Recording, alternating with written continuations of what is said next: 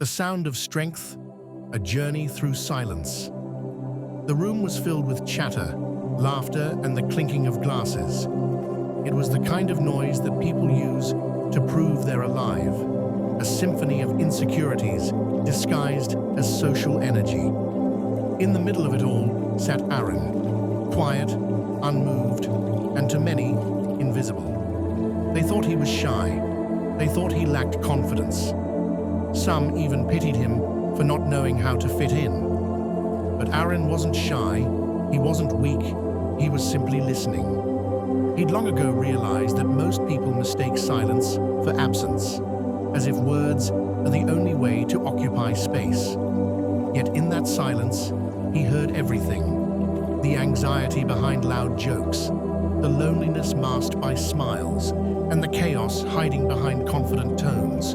He'd learned that noise is not power. Noise is panic trying to prove its existence.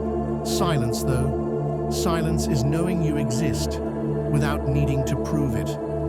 Part 1. The misunderstanding of quietness. From a young age, Aaron was told to speak up. Teachers said it, relatives said it, even friends said it when they mistook his pauses for passivity. Society seems uncomfortable with silence. It fills empty spaces as if stillness were a sin. But silence is not empty.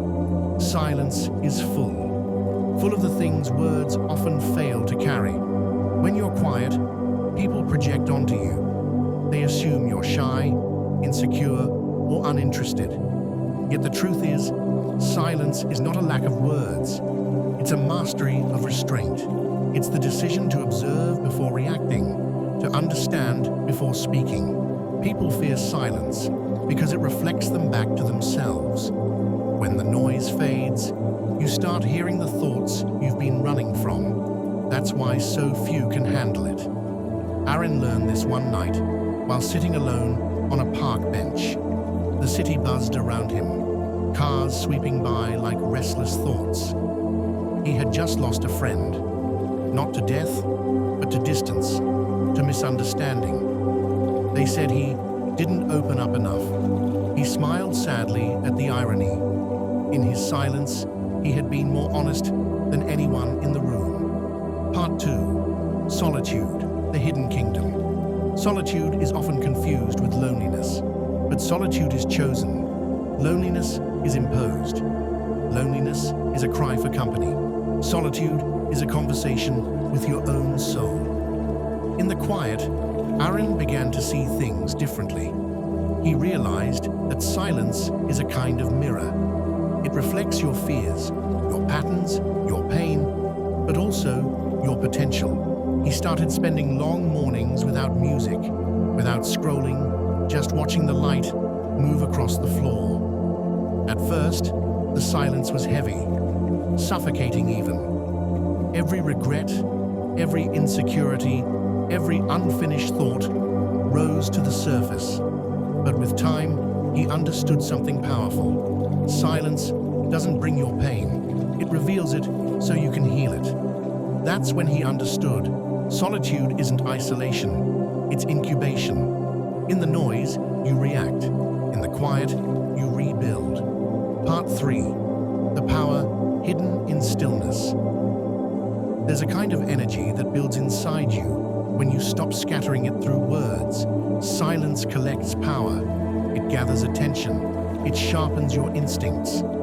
Aaron began noticing that when he spoke less, people listened more. Not because his voice grew louder, but because it grew rarer, deliberate. Silence made his words valuable. Each one carried weight because it came from reflection, not reaction.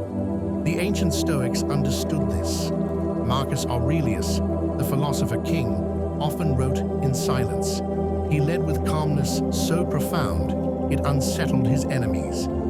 Even in war councils, his pauses were more commanding than others' speeches, because silence is confidence without costume. Gatsby relating to the brain facts. The lessons of the silent mind. Silence teaches 3 things that the noisy world never will. Clarity. When you stop talking, Your mind begins to organize itself. The fog clears. You see which thoughts belong to you and which belong to the crowd. You begin to notice how much of your energy is wasted, explaining yourself to those who will never understand you. Presence. In quietness, you begin to experience life more vividly.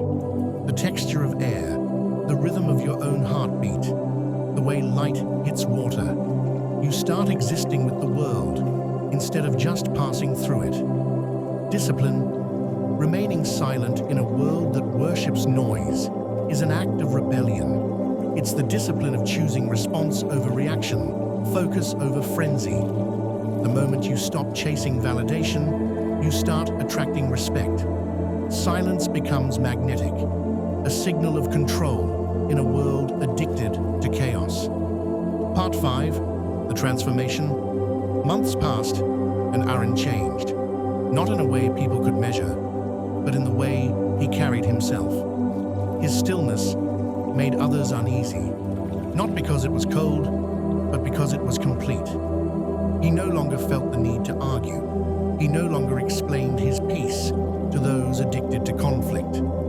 He spoke only when something needed to be said, and his words began to echo longer than the noise around them.